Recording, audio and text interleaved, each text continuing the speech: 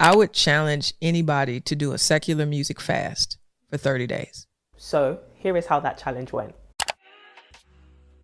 Hello beautiful people, welcome back to my channel. I hope that you are all doing well. Today I am finally making a video I've been wanting to make for a while, which is what happened when I only listened to gospel music for a whole month. Yeah.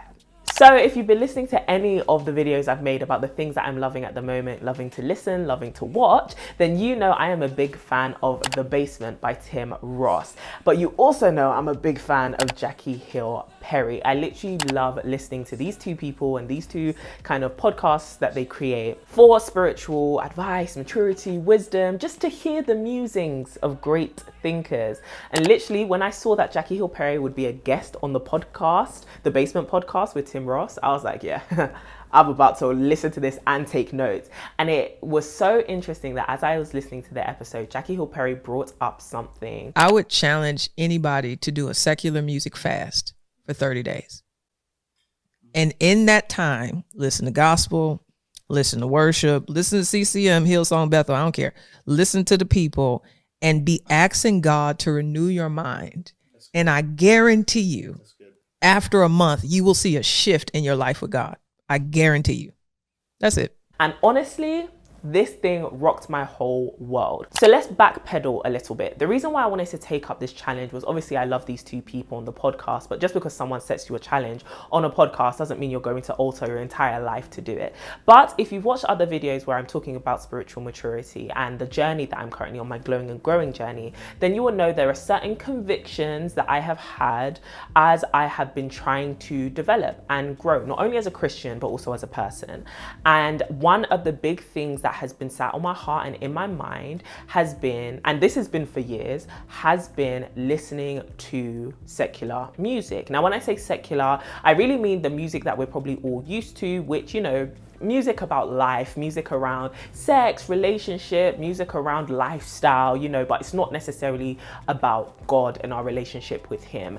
And when I talk about secular music or gospel music, I think it's important to preface this by saying, I'm not saying that secular music is bad. Like, I'm not saying that, oh, burn all secular music, like it's all the devil's music. Like, absolutely not. I enjoy a good song, okay? And as someone who genuinely loves music and always has their headphones on, either listening to a podcast or to music is a big part of my daily life. I feel emotionally connected to certain songs. They are not only nostalgic and remind me of some very deep memories from my teenage and childhood years, they also sometimes fit into the way that I am feeling, not only about myself and about life, but also about God and the things that I am going through. And so music, and I'm sure a lot of us can relate, plays a huge part in my life and the way that I consume content and art.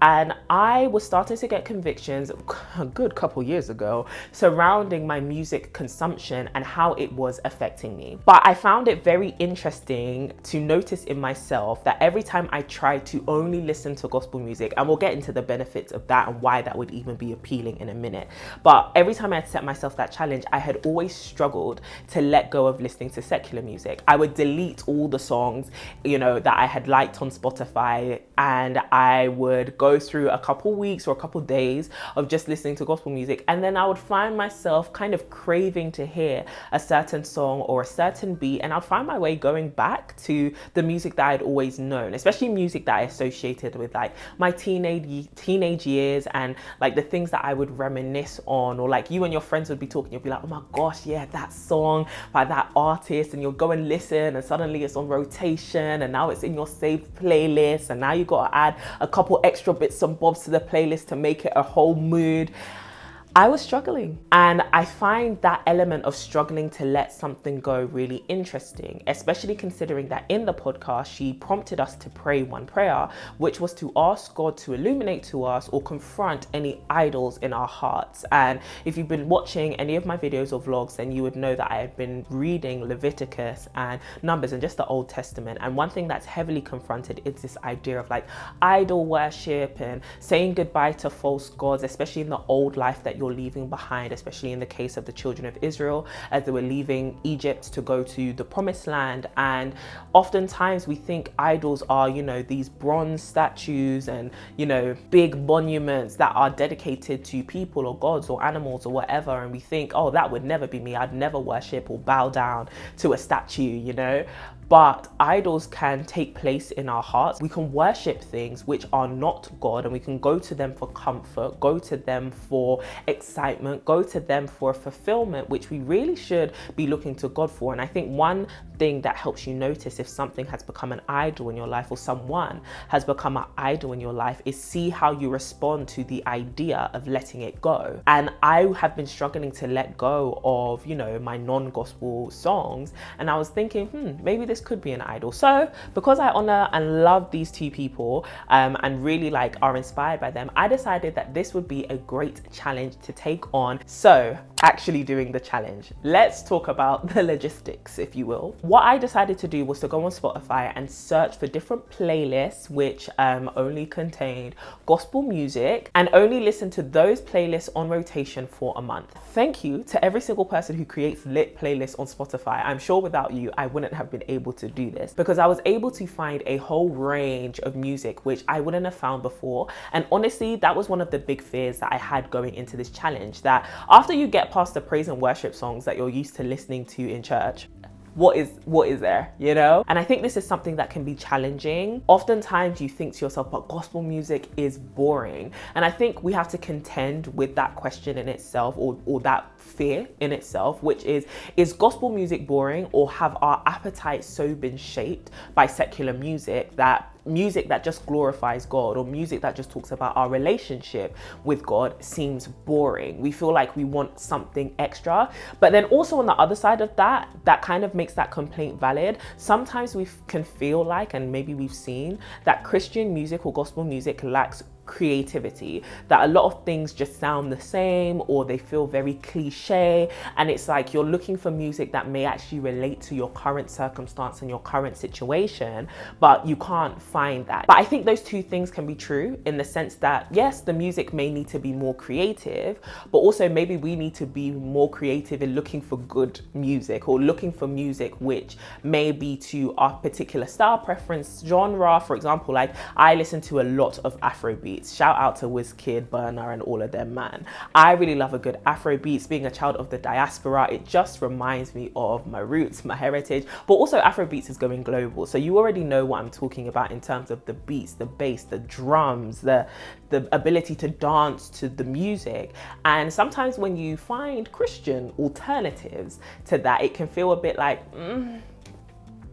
I don't know if I like this. I think sometimes we stop ourselves from actually looking for good music because we think it doesn't exist, when actually there are so many artists out there making amazing music with different sounds, which can be an alternative to your favorite, you know, rap songs or Afrobeat songs or R&B songs, and honestly are very enjoyable and excellently done. And I think we need to give gospel artists or Christian musicians or whatever more props. But then I think the other thing that we need to tackle is looking for an alternative, when maybe we should be looking for something completely new. When it comes down to music that glorifies God, it's going to be completely separate or holy, to use, you know, Jackie Hill Perry's terminology. Is going to be separate and distinct from the music which you may be used to hearing, which doesn't glorify God. And I think that there can be a discomfort when you start to deal with something which is holy and completely new to you, or completely separate from that which you have loved and adored before. And that can feel uncomfortable, and you can start to think you don't like it because your appetite has been shaped by something else.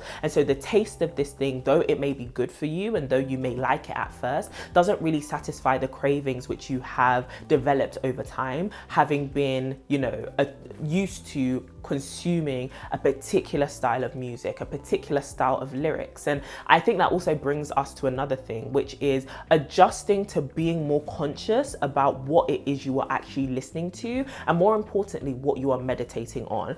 If you're anything like me, you're a rotator, right? You hear a good song and you put that thing on rotation, again. Play it back to back to back. I can literally spend the whole day listening to one song. Once I first find it, then it gets old and I move on to something else. But think about what that does to you. You're not only listening to the beat, you're also paying attention to the way it makes you feel, but also the lyrics are going into your mind over and over again. And the effect of repetition is that something gets not only lodged into your mind, but also lodged into your heart. When you start to deep that, you're meditating on words and lyrics and things which are literally going to shape the way you think, and the way you think shapes your world and your reality. You start to realize that the music choices that you make, or your music choice and your music taste, actually affects the way your world is constructed and the way you perceive the world around you, right? The more I was adjusting to this challenge of only listening to gospel music, the more I was realizing that it was shaping the way I was viewing the world, and it was shaping the way I was interacting with my daily life. Now, let me talk about the nitty-gritties of this challenge. At the beginning of the challenge, I was definitely struggling because I thought I need music to pump me up in the gym. And so I was trying to find like Christian rap music and stuff like that. But once I got over the overall hump of like the first couple of days, it was actually quite easy. I found myself exploring different songs, different genres, different playlists, and discovering loads of amazing artists. So shout out to all of you lot that have been holding down the gospel music scene. You're doing a great job. Keep it up. Yeah, I was finding loads of like UK-based artists who were creating amazing sounds of worship and praise, and just things that you could really dance to, and a melody, but also the lyrics were so not only wholesome, but really did glorify God, but also did actually touch on the present challenges which I was going through. And honestly, I think that was really what was most refreshing about discovering new content, realizing that this whole, oh, there's not good Christian music out there, was actually an excuse on my part, because I was being lazy and I wasn't trying to discover something new. I was just trying to stick to what it is I'd always been used to. And so thankfully, the resources that I needed to be able to complete this challenge were actually out there. Now, let's talk about the results, because there were many. The first thing I noticed after 30 days of only listening to gospel music was my anxiety reduced.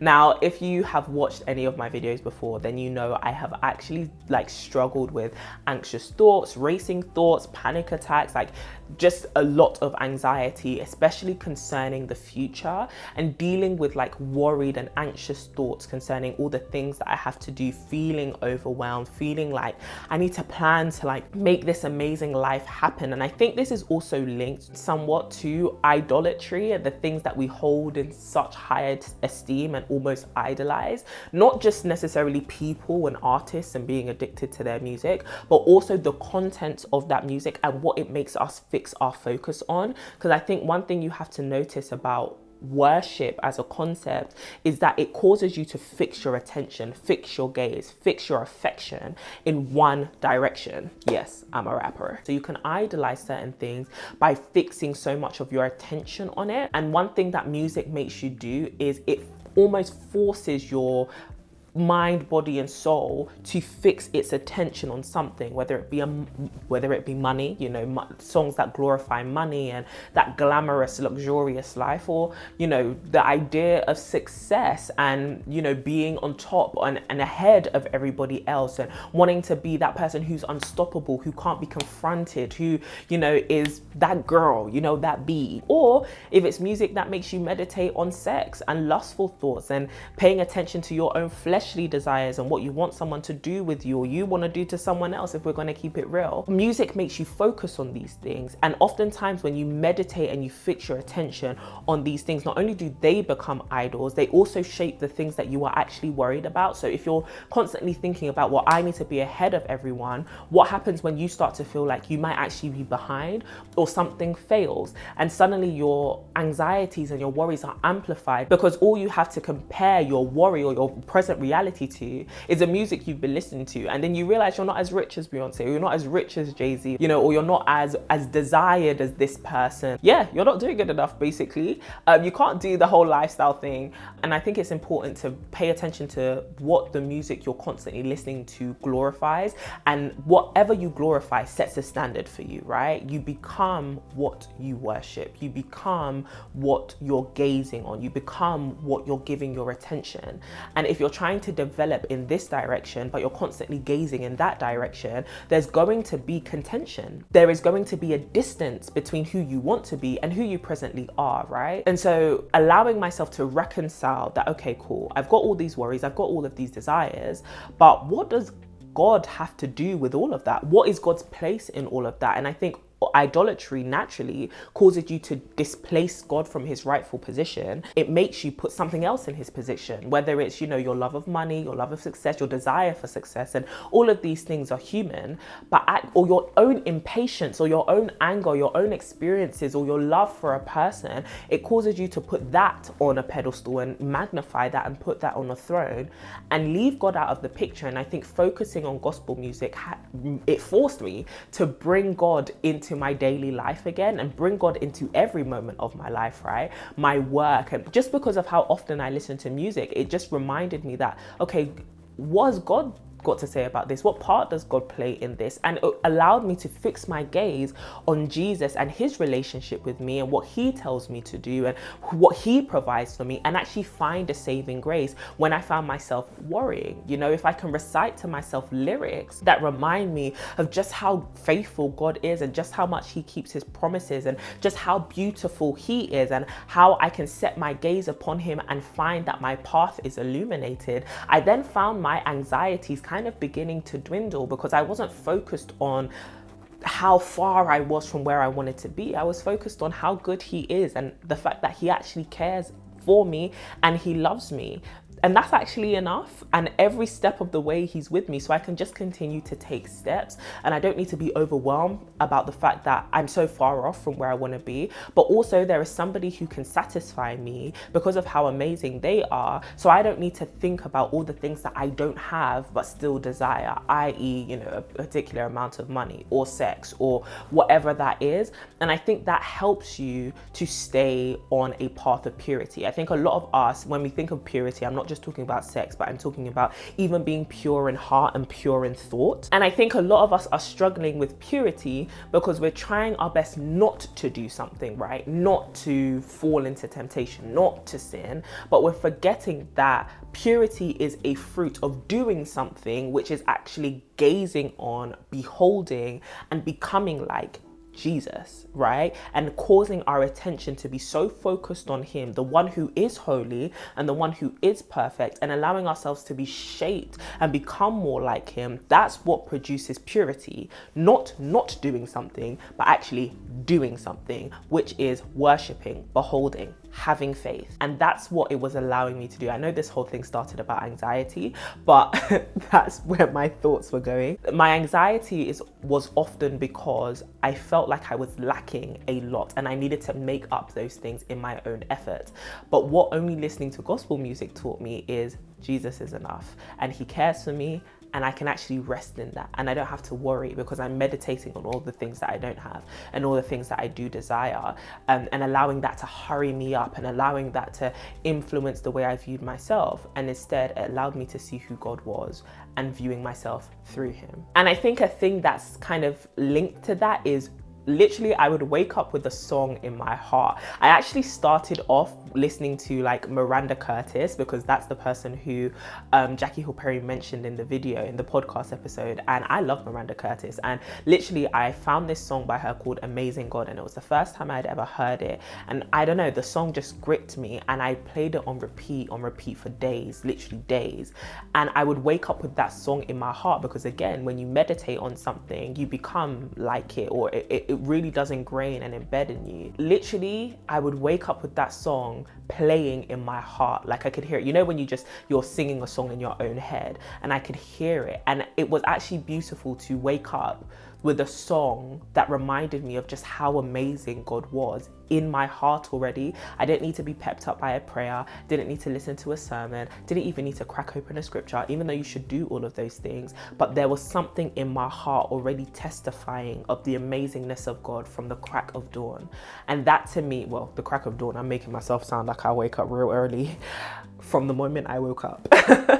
And that, I think, is beautiful. I think that sets you to really realize that the things that you meditate on really do equip you to deal with your day, the things that are going to come up. But oftentimes they reside in our subconscious. Just realizing just how powerful your soul is and how much there is, you know, different things trying to get into your soul and govern your soul. You then appreciate what you, or you consider with more intentionality what you allow into your soul, including the music you listen to. And so in conclusion, this was probably one of the best things I could have done for myself. And now, as I've obviously the month was over at the beginning of June, I realized trying to go back to listen to secular music, I was becoming a lot more conscious of the lyrics. And I was just like, no, I don't want it. I don't want all these people professing all these things over my life. I don't want to align myself with that lifestyle. I don't want to align myself with some of the things that are glorified through music, which we sometimes don't see because we love the tune, right? Like being a side chick, being somebody who, you know, is sleeping with everybody, someone who loves money, and realizing how opposed these things are to the lifestyle that Jesus calls me to.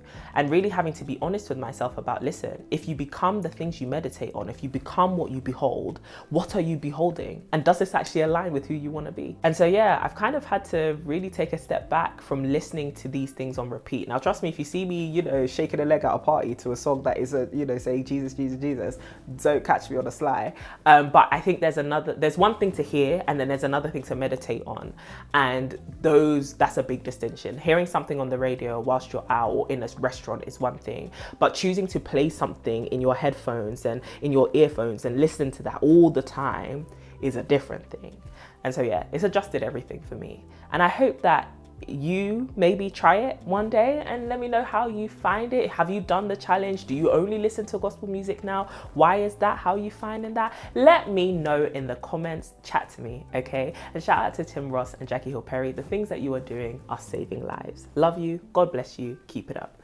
So yeah, I will talk to you guys very, very soon. Make sure you like and subscribe. And as always, stay beautiful and stay blessed. Mwah.